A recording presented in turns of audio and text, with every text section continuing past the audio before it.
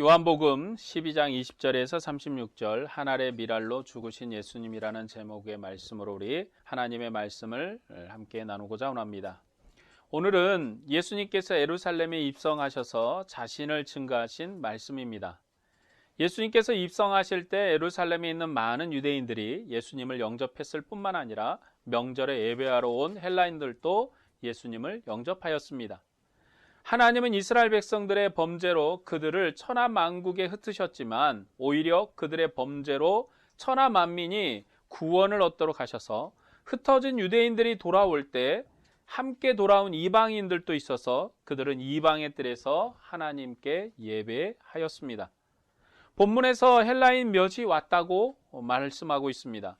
왜 다른 이방인도 많은데 헬라인이라고 했는지 우리가 생각해 보면 성경에서 첫째는 이방인이요, 다음에는 헬라인이라고 말씀했기 때문이라고 우리가 생각할 수도 있습니다. 어쨌든 이 헬라인들은 이방인의 대표로 표현되었다고 볼 수 있습니다. 이방인을 대표해서 헬라인이 왔다라는 그런 의미로 생각하면 될 것입니다. 19절 말씀 중에 보면 바리새인들이 서로 말하되 볼지어다 너희 하는 말이 쓸데없다. 보라 온 세상이 그를 따르는도다 했을 때 헬라인 몇 사람이 예수님을 면회하려고 했다고 20절에 기록하고 있습니다. 이 면회는 얼굴을 조금 보려는 것이 아니라 예루살렘의 많은 유대인들이 예수님을 자기의 구원자로 영접했기 때문에 그를 만나 경배하기 위해서 면회를 하려고 했던 것입니다. 그런데 이 사람들이 직접 가지 못하고 빌립에게 가서 부탁을 했어요. 빌립은 예수님께 직접 가서 말씀하지 않고 안드레와 상의하고 안드레와 함께 가서 예수님께 말씀을 드렸습니다. 마태복음에서 보면 이방인들이 유대인보다 더 신앙이 크다고 그렇게 기록을 합니다. 또 유대인들은 쫓겨나도 이방인들은 아브라함의 품에 있을 것이라고 말씀합니다. 본 백성인 유대인들은 그 나라를 잃어도 이방의 열매 맺는 백성들은 그 나라를 얻을 것이라고 기록을 하고 있습니다.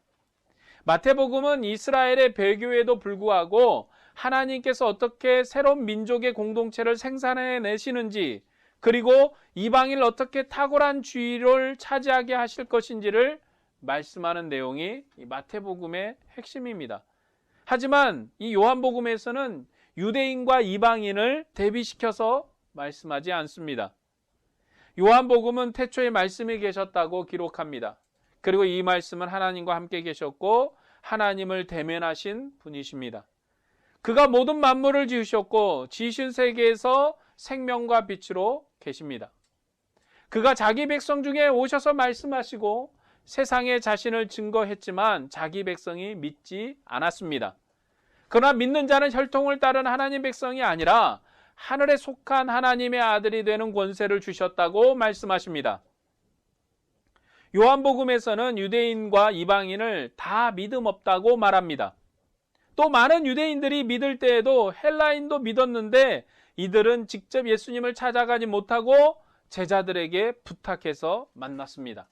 왜 이들이 직접 찾아가지 않았는가? 그것은 요한복음의 형식과 표현법 때문에 그렇게 기록된 것입니다. 예수님께서 이방인을 만나시면 이방인을 영접하신 것이고 이방인이 영접되었다는 것은 그리스도 안에서 예수님이 이방인을 구원하셨다는 의미를 가지기 때문에 그렇습니다. 이 영접이라는 것은 예수님과 교제 가운데 함께하는 것이고 이 교제는 바로 구원입니다. 하나님의 품속에서 아들이 교제하셨고 그리고 그 교제하신 하나님이 이 땅에 오셔서 육신을 입으시고 우리 가운데 오셔서 우리와 교제하는 것, 유대인과 교제하는 것, 그것이 바로 이스라엘의 새로운 구원입니다. 아들 안에서 주어진 구원이죠. 오늘 우리가 예수님과 교제하며 믿음으로 사는 것, 성령이 우리 안에 계시고 우리가 성령으로 말미암아 하나님과 교제하는 것, 그것이 바로 우리의 구원이라고 요한복음이 말하는 구원의 방식입니다. 그래서 오늘 본문에서는 하나님께서 어떻게 유대인과 이방인을 영접하셨는지를 증거하고 있습니다. 이제 23절에서 24절의 말씀을 또 보겠습니다. 예수께서 대답하여 이르시되 인자가 영광을 얻을 때가 왔도다. 내가 진실로 진실로 너에게 이르노니 한 알의 밀이 땅에 떨어져 죽지 아니하면 한 알 그대로 있고 죽으면 많은 열매를 맺느니라. 헬라인이 면회 신청을 했을 때 예수님께서는 인자가 영광을 얻을 때가 왔다고 말씀하십니다. 이 영광은 많은 열매를 맺는 영광입니다. 그런데 이 열매는 한 알의 밀이 땅에 떨어져 죽어야 맺는 열매입니다. 본문 24절의 말씀은요, 예수님 자신을 두고 하신 말씀입니다.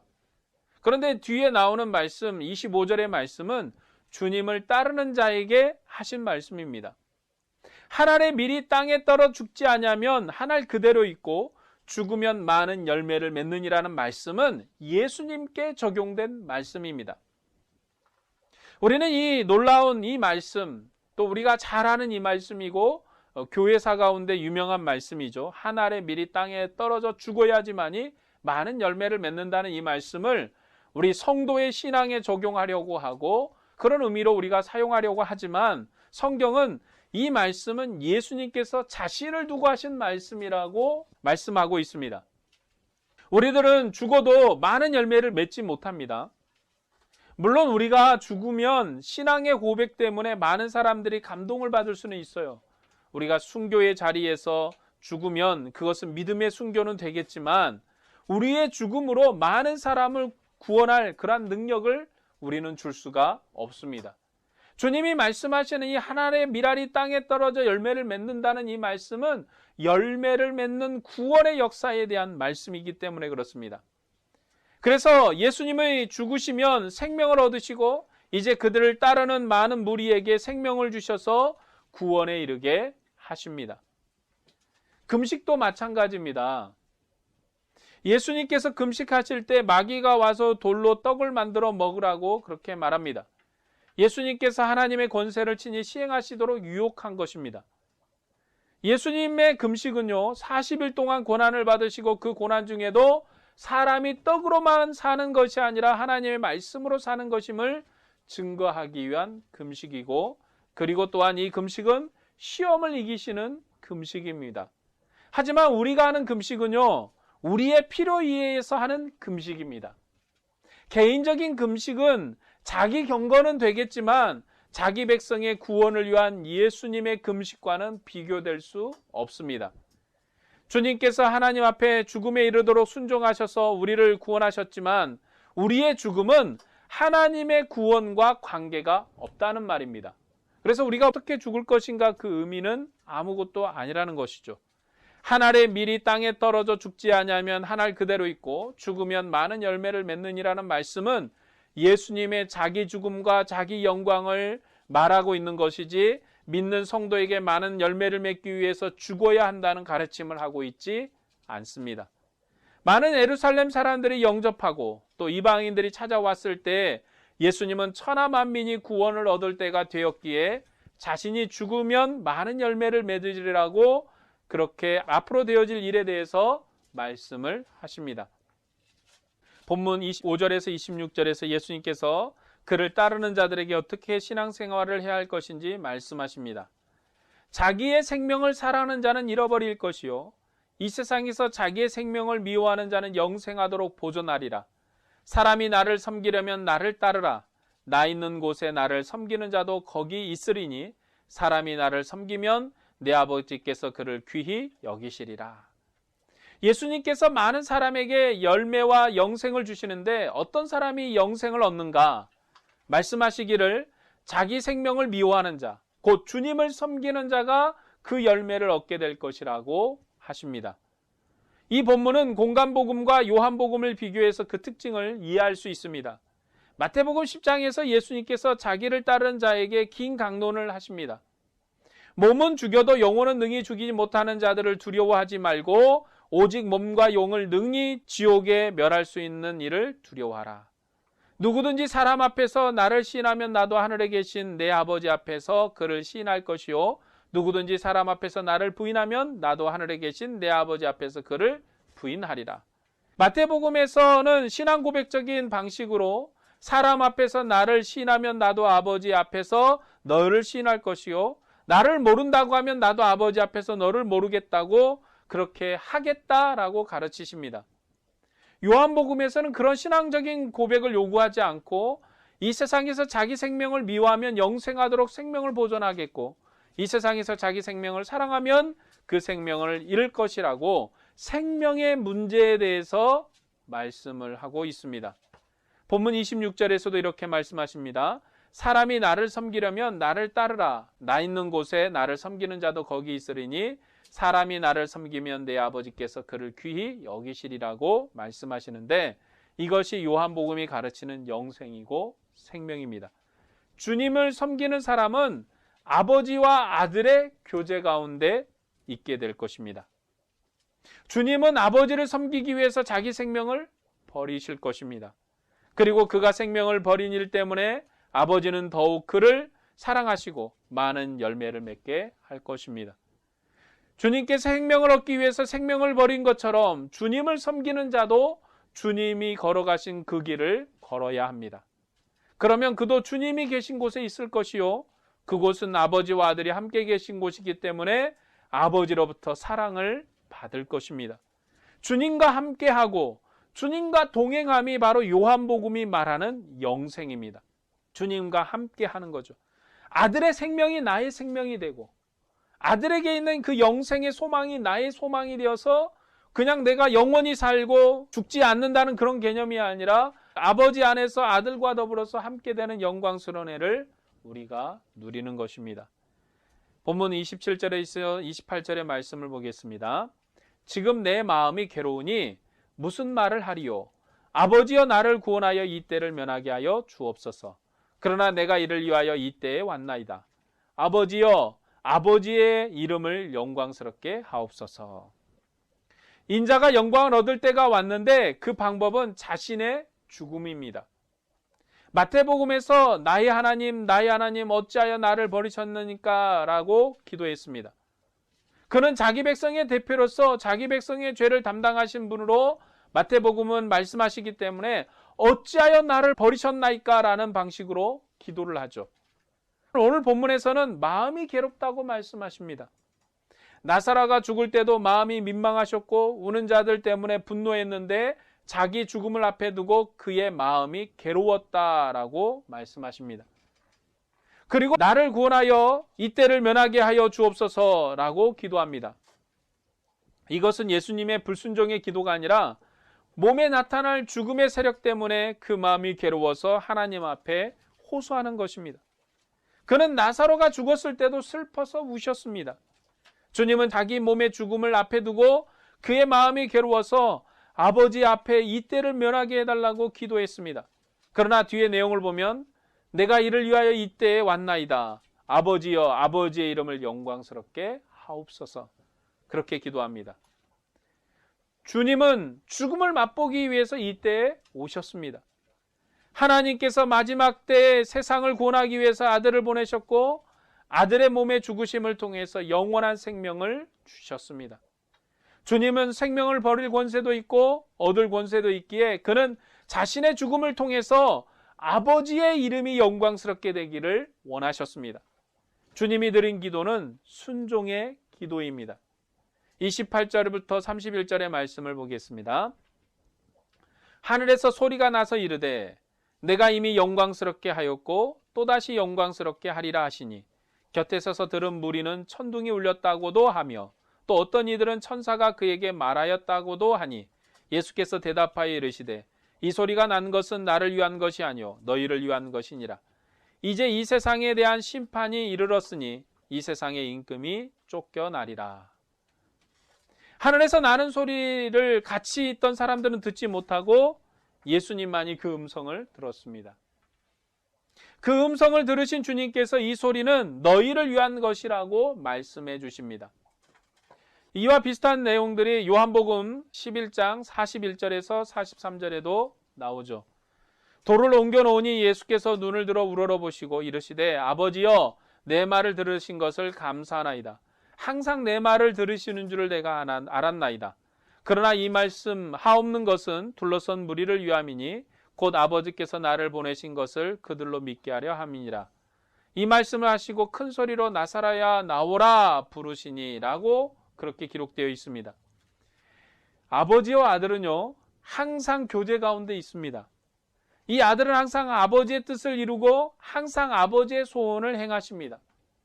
주님은 아버지와 아들이 친밀한 교제 가운데 있는 것을 증거하기 위해서 나사로를 살리셨습니다. 죽은 자가 살아났을 때 아버지는 아들의 기도에 응답하셨고 이 이적을 통해서 아버지와 아들이 항상 함께 있음을 증거하셨습니다. 본문에서 예수님께서 자기 죽음을 통해서 아버지께서 영광을 받으실 것이라고 했을 때 하늘에서 큰 응답의 소리가 있었다고 말합니다. 그리고 이 소리가 무슨 소리인지 알아듣는 사람이 없었습니다. 다른 사람은 모르는 것을 주님은 아버지와 친밀한 교제 가운데 있기 때문에 그 내용을 아시고 그 내용을 말씀해 주심으로 자신이 누구인가를 증거하십니다. 근데 공간복음에서는요, 하늘에서 음성이 들릴 때 둘러선 무리들을 위해서 말씀하셨습니다. 변화산에서도 하늘에서 음성이 있을 때 내 사랑하는 아들이니 너희는 그의 말을 들으라고 둘러선 무리에게 말씀하셨습니다. 구약에도 출애굽 이후에 하나님께서 시내산에서 모세에게 말씀하실 때 백성이 그를 믿게 하려고 하늘에서의 위험한 음성으로 말씀을 하셨습니다. 하지만 요한복음에서 예수님께서 아버지와 친밀한 교제 가운데 있는 분이시기 때문에 다른 사람은 알아듣지 못했지만 이 천둥 소리가 너희를 위한 것이라고 가르쳐 주십니다. 오늘 본문에서 영광스럽게 하였다는 말은 하나님께서 그의 아들을 통해서 친히 말씀하시고 많은 생명의 이적을 자기 백성에 행했던 일을 두고 한 말입니다. 그리고 영광스럽게 하리라 라는 말은 주님의 죽음을 통해서 열매 맺을 영광을 말씀하십니다. 이제 아들의 죽음을 통해서 아버지께서 받으실 영광은 이 세상 임금을 심판하고 모든 사람을 예수님께 이끄는 것입니다. 예수님께서는 자신의 죽음을 영광의 시작으로 보셨습니다. 그래서 다른 복음서에서는 예수님의 죽음을 슬픈 모습으로 묘사하고 설명하지만 요한복음은 예수님의 죽음을 영광의 시작으로 말씀하고 있습니다. 본문 32절에서 34절의 말씀을 보겠습니다. 내가 땅에서 들리면 모든 사람을 내게로 이끌겠노라 하시니 이렇게 말씀하심은 자기가 어떻게 죽음으로 죽을 것을 보이심이라. 이에 무리가 대답하되 우리는 율법에서 그리스도가 영원히 계시다함을 들었거늘 너는 어찌하여 인자가 들려야 하리라 하느냐. 이 인자는 누구냐. 예수께서 들리는 것은 십자가에 들리는 것이 아니라 만유의 주로 높아지는 것입니다. 아버지께로 가는 것입니다. 무리들은 구약 성경에서 인자는 영원히 있다고 했는데 인자가 들린다고 그러니까 질문을 합니다. 그들은 구약의 빛 가운데서 아들을 통해서 세상에 나타내신 생명의 빛을 측정하려고 했기 때문에 그 실체를 알지 못했습니다. 물론 구약에서 메시아는 영원히 있다고 말합니다. 선지서에서도 오시는 다윗 왕과 그의 나라는 영원할 것이라고 말합니다. 특별히 스가랴 9장에서 상세히 말씀하고 있죠. 나라는 영원하고 그 나라는 모든 세계를 포함할 것이고 전쟁을 끝낼 것이라고 기록을 합니다. 구약에서 말하는 영원은 가나안 땅의 영원이지 하늘 보좌의 영원함은 아닙니다. 구약에서 말하는 하나님의 나라는 가나안 땅의 나라입니다. 그들은 가나안 땅을 넘어선 위의 것을 직접 알지 못합니다. 아브라함이 하나님의 도성을 바라보는 것도 신약의 관점에서의 증거이지 구약의 관점은 아닙니다. 구약 때는 하나님의 영광을 영광스럽게 볼 방법이 없었습니다. 때문에 유대인들은 예수님의 부활로 임할 새로운 시대를 알 수가 없었습니다. 왜냐하면 그들은 모세에게 속한 자들이요 땅에 속한 자들이며 죽음 아래 속한 자들이기 때문입니다. 그래서 그들의 질문에 길게 설명하지 않고 오늘 35절과 36절에서 간단하게 말씀하십니다. 예수께서 이르시되 아직 잠시 동안 빛이 너희 중에 있으니 빛이 있을 동안에 다녀 어둠에 붙잡히지 않게 하라. 어둠에 다니는 자는 그 가는 곳을 알지 못하느니라.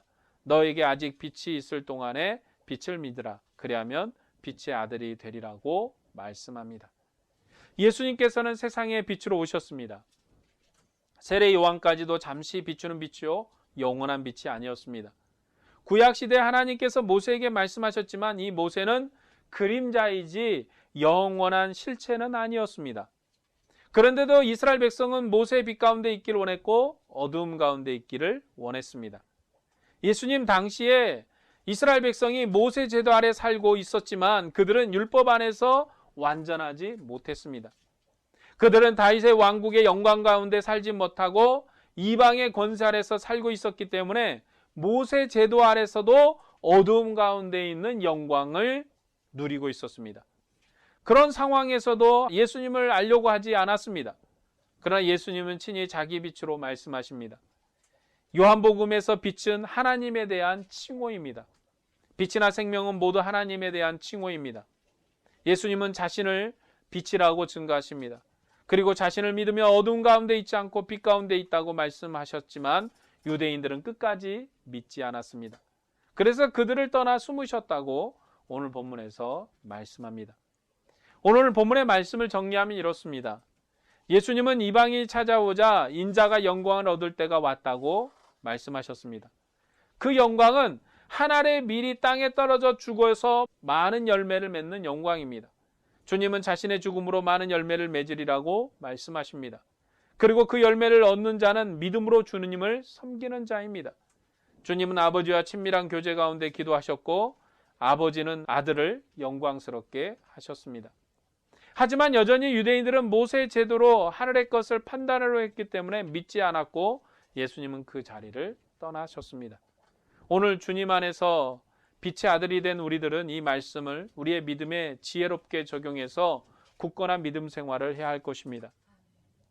우리들은 예수님께서 나는 빛이라고 말씀하신 시대보다도 더 큰 영광 가운데 있습니다. 왜냐하면 예수님 당시에는 목자를 치면 양이 흩어지는 것이기 때문에 예수님께서 하나님의 아들인 사실을 확실히 믿을 수가 없었습니다. 그래서 주님은 베드로의 배교까지도 미리 말씀하셨습니다.